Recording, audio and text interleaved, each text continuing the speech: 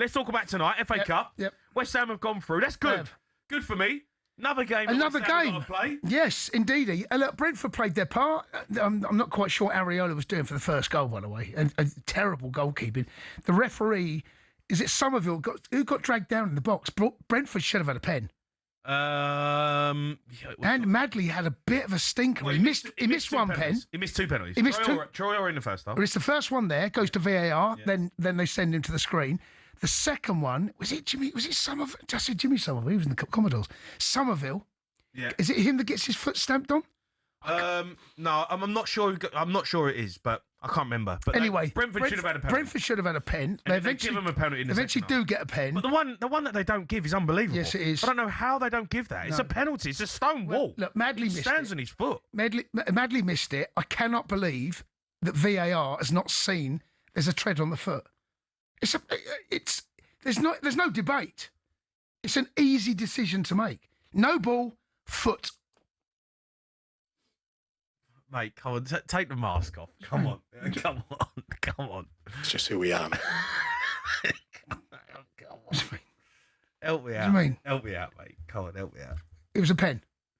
It was a pen. But fair play. West Ham have gone through. No, well done them. Yeah. We've got the quarter-final draw, if anyone hasn't seen it. West Ham are going to play Leeds. Yeah. Man City versus Liverpool. What a game that is. Wow. That knocks one of the big boys out. Yeah. Chelsea versus Port Vale. Mate, I saw him yesterday. Good team, mate. Come on. No, Jay, son. Quarter-final. Jay. I mean, fair play to Port Vale, but this is a joke. Mate, they played on a cabbage patch. Do you see the pitch? Honestly, the ball literally is one of those. Just bobbled to the next pass. It was terrible. Southampton, Arsenal. Yeah. Arsenal have played. Who have they played? Portsmouth, Wigan, Mansfield, and Southampton. Jay, do you know who we played? Come on, that's outrageous. Jay, we played Charlton, Hull, Wrexham, and Port Vale. So it's ridiculous. It's ridiculous. Well, it's the luck of the draw. It is the luck of the draw. I get it. But some go your way, some don't. People say to me the FA Cup's harder to win than the Champions League. You having a laugh? Oh, you having a laugh? Oh, yeah, the FA Cup's much harder to win than the Champions League. Do me a favour. You ain't played anyone. Played Port Vale in the quarter-final. Chelsea, yeah. That's all right. We need a little bit of stroke of luck, mate. Oh.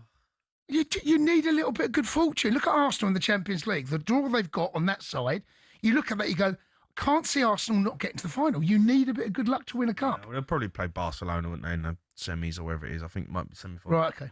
Right. So it'll be an interesting one. Let's go to Billy, though. He's a West Ham fan. All right, Bill? Billy boy. Hello there, guys. Did you hear me? Ian. How are you, Bill?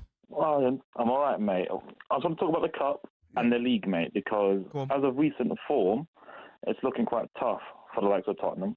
And it's looking quite good for West Ham. I think we've picked up more points this year than we have the entire season beforehand. And I think we're going to stay up and we're going to beat Leeds. And I'll go as far to say as we're getting the final this season. Well, again, luck of the draw, right? I mean, you know. Looks like you're going to have. You might get Port Vale in the semis. Might get them in the final, mate. Yeah, exactly. You just don't know. But I do. You know, look, fair play to West Ham because yous were gone. I remember it must have been 6 weeks ago, maybe, that we were on this, like, on the station talking about how yous absolutely folded. Maybe 2 months ago, where yous had completely gone. Nuno was under it. People wanted him out. Yeah, and like you were totally gone. And you played Tottenham, actually. You beat Tottenham, and that changed your whole season. Dr. Tottenham rocked up. Dr. Tottenham rocked up. You beat us, and then you've gone on a run. And now you look all right. You know, Somerville's playing really well. Bowen, you know, you look all right, to be fair. Yeah, you guys were the first team we beat in ages. We lost to Wolves and Forest. Then we beat QPR in the Cup and then beat you. And then from there, we just started winning games and getting draws. So, what's the reason? Give us the reason why you think things have slowly but surely. Is it just Nuno getting his message across now? Is that what you think it is? I think it's just the players starting to have belief and a bit of fight now. Yeah. They're all showing a lot more energy and a lot more belief. And when you look at the likes of like Forest, I think they've got belief as well. I think Leeds do. When you look at Tottenham, I don't think they've got any belief. No, I think they just can't be bothered. Well, it does look like that, but they're going to have to figure something out because it is all now, 1 point, right? So now I think everyone, I don't think Spurs, when they appointed Igor Tudor, actually genuinely, I don't think they genuinely thought it was in a relegation fight. And now obviously they know they are desperately in one. So the players have got to find something. I don't know what that is, but they've got to find some courage from somewhere because the other teams below are fighting. and they will pick up points. Yeah, the issue with Tottenham is that there's not really much incentive for players to fight, though, is there? Because the moment they go down, they'll just jump ship. Whereas half the West Ham squad can't really jump ship, can they? Yeah, and I agree with that. I agree with that.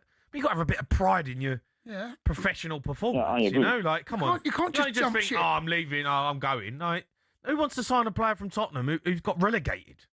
Do you know? All right, Van der Ven and people like that, maybe, but everyone else. Are they the rats trying to get off a sinking ship? That's what I look at it. Bill, why are you phoning up talking about Tottenham? No, Bill's all right. Leave Bill alone. No, I mean, look, no, leave Bill alone. He's won tonight. You won tonight. You've gone through. Well done. I've congratulated you. All right, Jamie. All right. Yeah. Irons. Mate. Irons. But the reason why I put it back up is because the last time we had a conversation, you said West Ham are rubbish and we're going down regardless. And well, you were. The story's changed. Yeah, but you were. And then you beat Tottenham and now you're not. Yeah.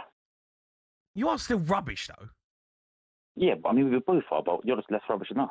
Well, I mean, we're less rubbish than you. Well, the table says that there's a lot of rubbish knocking about at the bottom of the league, let's be honest.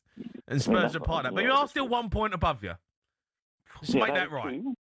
1 point. But I think we're probably going to lose to City anyway. Then you're going to lose to Liverpool. Still 1 point. Yeah.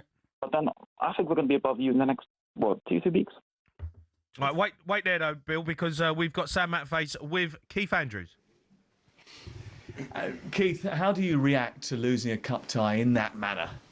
Yeah, difficult, obviously. I have to be honest, I can't be a hypocrite and say I don't like penalty kicks when I've always actually really liked them. What I liked about getting towards penalty kicks was we gave everything. We didn't just sit back and absorb pressure and get to that point. But unfortunately, when it does get to that point, there's elements of luck involved. They took their penalties really well. Standard overall was really good with the penalty kicks. So yeah, it just wasn't meant to be tonight. What do you say to Dongo Watara in moments like that? Is that something that he had sort of practiced beforehand? Is that something he usually does? Practice him a lot. I think what I'll tell you exactly what I told the players. Anybody that takes a penalty kick shows a lot of character, and there won't be any blame attached to missing a penalty kick.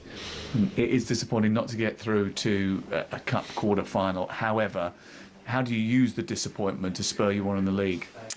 We spoke before about what is achievable this season, and there was a cup quarter-final, the best domestic cup competition in the world, in my opinion. So it was there for us. We gave everything we could. First that we could have played a little bit better for sure. It ebbed and flowed. We had periods where we looked good and periods where we came off and they got control of the game. Second half, we were outstanding. Extra time, boys are pushing hard. It's 9 to go now, really. It's out of the cup and we've got 9 league games where there's still a hell of a lot to achieve. Should it have got to extra time and penalties? Could you have had a penalty in the first half? I mean, it looked for all the world that Kevin Schade was fouled by Matthias Fernandes, so much so that on the replay, he appeared to grimace knowing that he'd committed a foul. I think players' reactions tell you a lot. You commentate on a lot of games, and I think you'd agree with that. They rarely tell lies. I think when you've got one decision that gets overturned by VAR, which is probably the right decision, and then this one didn't, it's obviously very frustrating. Did you ask for an explanation from the officials? Not much point. Thank you very much for joining us. Good luck. Thank you. Cheers. Yeah, Keith Andrews there, disappointed with that, Jace. It was 100% a foul, and he's absolutely right, Sam, there, to mention the fact, and Keith Andrews did as well, that Matthias Fernandes, was it Fernandes? He knew. Like, he knew he'd trodden his foot, because when he'd done it, his reaction was, oh, no. He knew. Yeah. How he's got away with that, because I'm sure we're going to speak to Derm tonight. Derm always says, players' reactions tell you the story. Like, that is the reaction. You know, if the player reacts like that, it's a penalty. You know. How VAR can look away from that, it's almost ridiculous that they don't give that as a penalty. Like, how can VAR look at that incident and say, no penalty? I said it was Somerville. He plays for West Ham. I don't know how I've got that so wrong. For me, it's a penalty. He gets none of the ball, all of the foot. Schade toes it away. And I can understand the referee missing it, right? It happens so quickly, but that's why VAR is there. But it's to back the referee up. For him not to get that is one thing. For VAR not to get it is something else. That's a terrible decision. And I like Keith Andrew. I think Keith deals with the media very well. there's no point. There's the frustration. They got to penalties. He mentioned there about the O'Hara pen. Anyone that misses a penalty, he said he ain't going to blame them. I think there's a manner in which you miss it. It's a Panenka, and it's just, Ariola's just stood there. He can see it coming for it felt like 3 seconds. It was a terrible Panenka. He didn't put much disguise on it. No disguise. No. None at all. He's just he just didn't even look like... No, read it from, and that's that. Look, if you're going to do a Panenka, you can't let the goalkeeper just catch it. It's just wow.